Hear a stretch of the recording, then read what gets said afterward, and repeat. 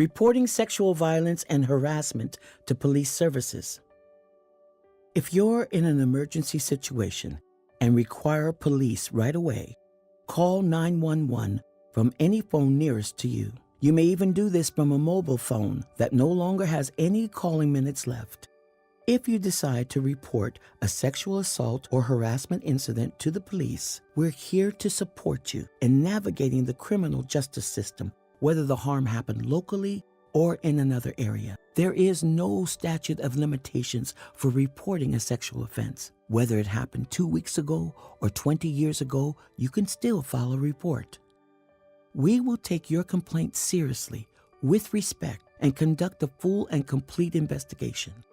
After the investigation, you may choose to proceed with criminal charges, have the person formally warned about their behavior, or have the incident documented for tracking purposes.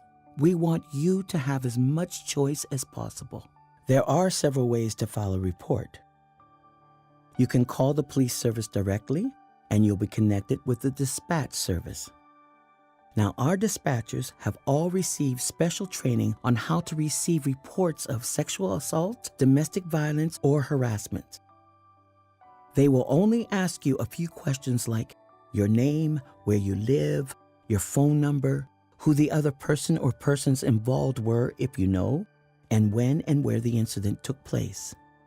The dispatcher will take this information and have a uniformed officer call you to schedule a time to receive your report. If you choose to begin the reporting process at the police station, you'll be directed to call the dispatch service. Peterborough Police Service and Peterborough County OPP have public access phones if you don't have a cell phone. We encourage you to report to us in the way that feels best. Many victims choose to bring a support person with them, such as a friend or an advocate from the Sexual Assault Center, and they stay with them while they wait for a police officer to meet with you. We understand that this process can be very difficult. Therefore, having someone come with you may be helpful. When you decide to make a report to the police, you can request to speak to either a male or female officer. You may report to one or more officers during your visit. Each one will introduce themselves and explain their role in supporting you through the reporting process. You may be asked to repeat parts of your experience to different officers, but we will try to keep this at a minimum. You will also be connected to victim services to provide additional support in this process. Hi, I'm Detective O'Brien, and I often speak with people who have reported sexual violence. Your statement will provide the police with an account of what has happened to you, where this happened, when it happened, and who it involved. You may not have all the answers to these questions, and that's okay. We understand that your memory may be affected by several factors. You may not know exactly what you want to do about the harm you experienced. That's okay too. Our role during your initial report is just to talk to you about your options and give you time to make the best decision for you. If you decide to make an official statement after making the initial report to us, we will go together to an interview room with video equipment. Learning from you about the harm you experienced may lead us to discuss things with you like sexual assault and domestic violence medical services at the hospital, medical consent forms, consent to search or extract phone messages or pictures, speaking to other witnesses, extracting video surveillance, writing warrants to search or retrieve physical evidence, and other possible evidence collection.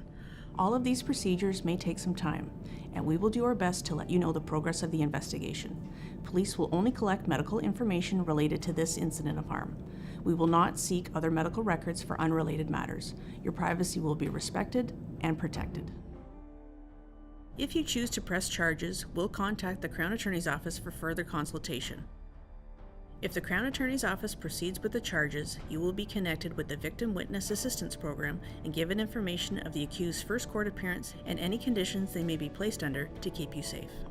In all cases, there will be a condition that the accused person cannot contact you while the criminal case is ongoing.